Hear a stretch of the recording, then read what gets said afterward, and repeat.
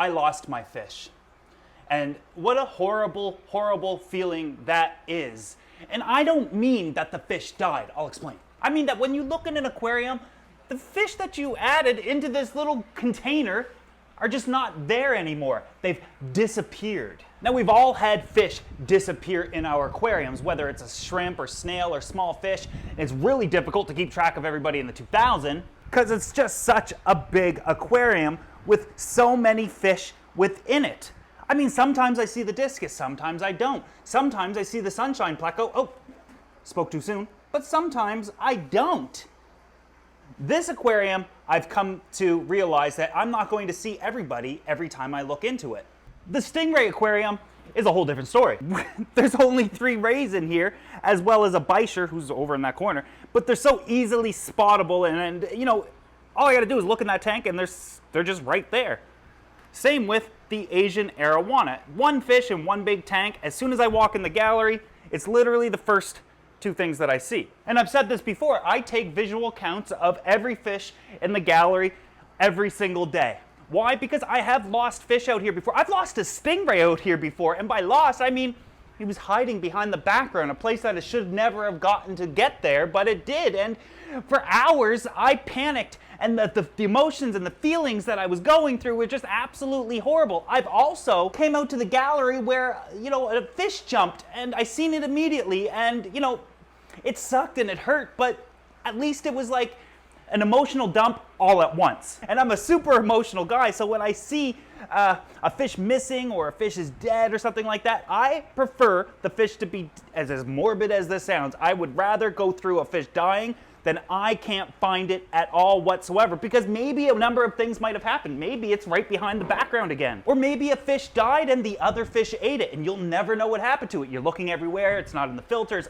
And I mean, when it comes to the 2000, I've added things like shrimp in there, tiny tetras, discus, you name it. We don't see all of those fish all the time, but I can assure you they are in. Sometimes the shrimp are trying to get out of the tank, and I gotta say, I can't blame them. But like I said, sometimes a fish will die and the other fish will eat it before you ever get to see it. And in the brackish water aquarium, which is absolutely beautiful, you wouldn't think that if a fish died, they would all eat it before you ever got to see it. But would you agree that this is the size of an archerfish? Would you also agree that this is just beef art? It's meat? They can, and they will rip it apart. The moment they think it's food, they will eat it. So if a fish were to go missing in here and it didn't jump, it's not in the filter, there's nowhere to find it, odds of me finding even the body, I got maybe 3 minutes before that fish is gone. So as you can imagine, I'd much rather find a dead fish so I can figure out what happened and prevent that from happening again, as opposed to, you know, it just disappeared. Now you guys remember I recently set up that convict aquarium. Beautiful tank, and the fish got along splendidly. You guys also seemed to absolutely love that tank, or at least for the most part. And the focus of that video and the focus of setting up that aquarium in the first place was to simply showcase a very common and very affordable fish can still have a place in our hobby. 2 days after setting up that aquarium, I noticed that the convicts were spending more and more time in the back corner of the tank, the back right corner. Now, in the original video, I showed you guys where I thought they might lay eggs, and that was one of 3 locations that I assumed they might do it. And upon closer inspection, they were in fact laying eggs back there. Now, there must have been something in the air at that point, because my waru started breeding in the 2000. The shell dwellers are in a breeding frenzy, and you guys know the Aratus are breeding. I'm also showing signs with the stingrays breeding. I'm showing signs of many fish out here getting busy out in the gallery. Within a couple of weeks, the convict fry hatched, and the parents were taking good care of them. We'll come back to that in a minute. When it comes to the waru breeding in the 2000, we do have a problem. They've laid eggs about 4 times out here now. They do it in a number of locations, typically in that back corner or over in this corner. And maybe they're gonna do it, we'll go to the other side. Maybe they're gonna do it there because we do have them cleaning out an entire area. Luckily, we have at least 2 pairs of waru in this aquarium. However, the eggs never hatch.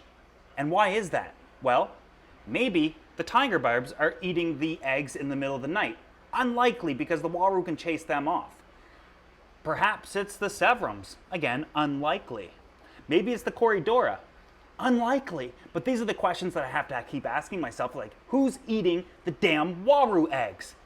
And then I realize we have a carnivore in this aquarium that is more nocturnal than anything, and look where it likes to spend its time.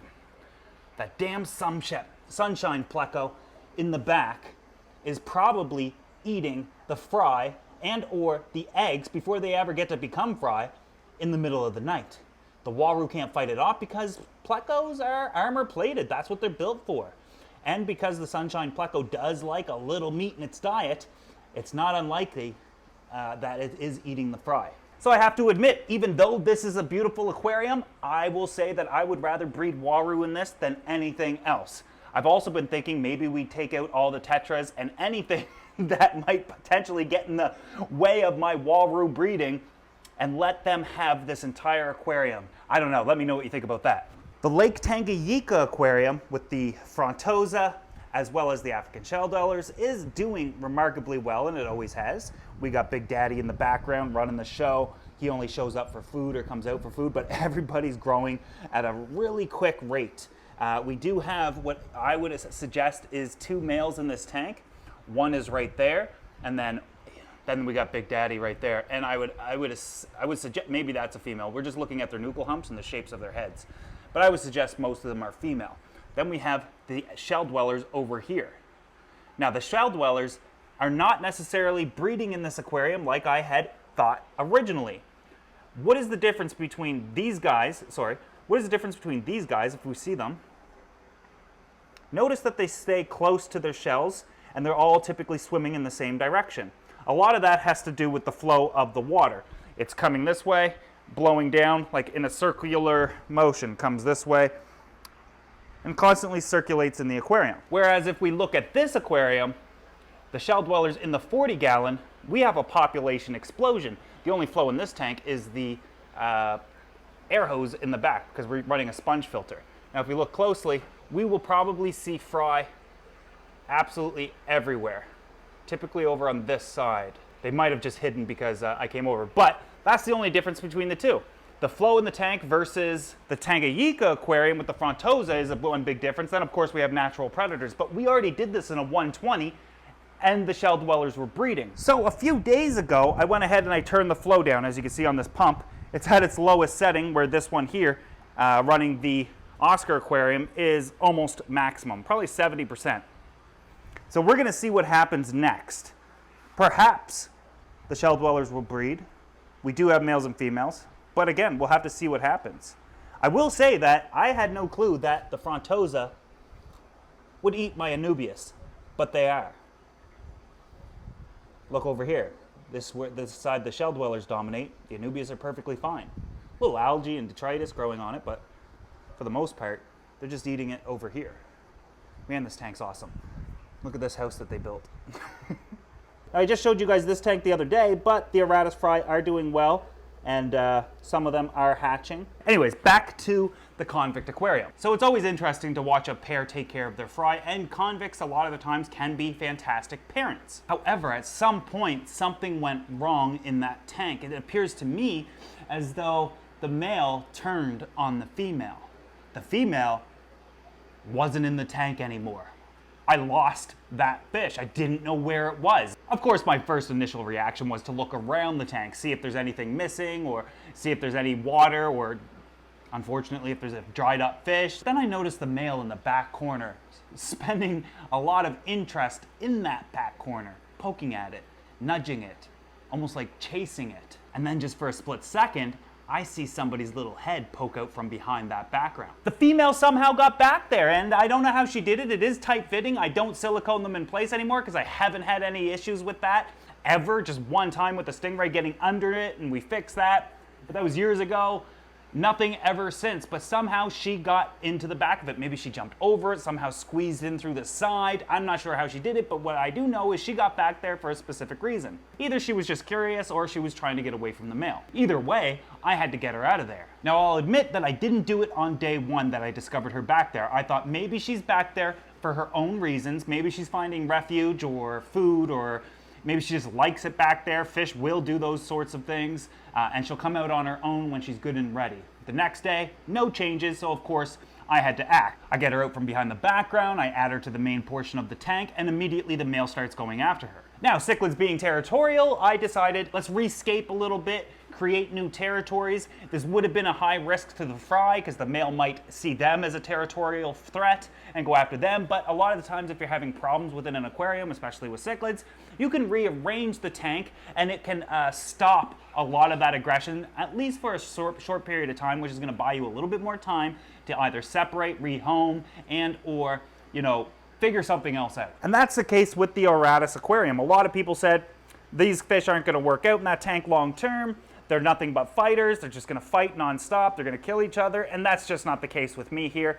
You'll see that in this aquarium, the wood doesn't look great, but a big reason was I like the contrast. I know it looks kind of phony now because I just tossed it all back in after collecting the females, but it's creating a tremendous amount of breaks in lines of sight. Let me show you. If a fish is here, they can't see on the other side of the aquarium. The females or the males can easily get away from whoever's actually chasing them. And for the most part, that works, and that's what inspired me rescaping the convict aquarium.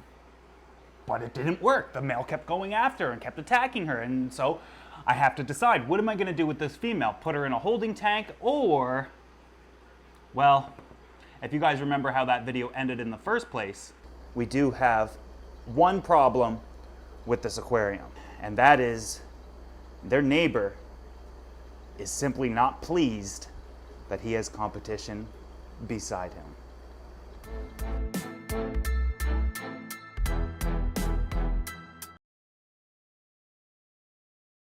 Kyle is the flower horn beside that aquarium, and for the most part, he might have been interested in the male and displaying to him and fighting him, or he might have been jealous that he didn't have a girlfriend and the guy behind him got to knock boots and he was just in there all by himself. So I thought, let's try the female in with Kyle. And at first, this video is as soon as we added her in, he was chasing her around like a little puppy dog. He wasn't biting her, he wasn't being that aggressive, but when one fish is running from another fish, it triggers an instinct, a hunting instinct, sort of like cats. You put a laser on the ground, it's gonna chase it. That's kind of what that little girl is doing for Kyle, is she was just kind of being playful with him, so I thought, let's see how this goes. And to be honest, it just didn't work out well. He started beating her up by the next day, so I moved her down to one of the quarantine tanks, kind of sectioned off, and we're gonna let her heal up. And now we are left with just the male, who's actually a really good father, but not a good husband. I feel personally attacked. So we'll just go ahead and see what happens with the male as well as the fry. I'll show you what they're looking like right now. Lots of tannins in the water, but the fry are still there. If we look closely, we can see them swimming around, and the male is actually being defensive. I wonder what he'll do. I don't like to tease too much. I don't want to bring too much out of him, but he'll try to attack me, which is good. That's what daddy should do. Be there for your babies. And that's what I like to see. The fry are free swimming. They are actively looking for food, and I do feed them baby brine shrimp. I also got to keep him well fed so he doesn't see the fry as food. But that's a huge reason why I don't want to breed fish out in the gallery, because I know from past experience with breeding many types of fish that I'm going to have to be prepared. When I have a breeding tank, I might need a hospital tank or quarantine tank for one of the partners that might turn on the other. I'm going to need a fry tank and a grow-out tank, a rearing tank. We might need something that, if you're taking it seriously, you're going to need different stages of aquariums to grow different sizes of those fish, like I did with Discus years ago. And that was never the point of the gallery in the first place. The whole idea of the gallery was to educate and inspire on many different types of aquariums and fish, and the longer you keep a fish into sexual maturity, they're going to breed, and I'm going to run into problems like this, and some people might not think it's a problem, but I'm running out of tanks. All of my quarantine tanks are now holding fry and breeding pairs, so we might just have to recalculate what's going on out here. Or I just build a bigger building.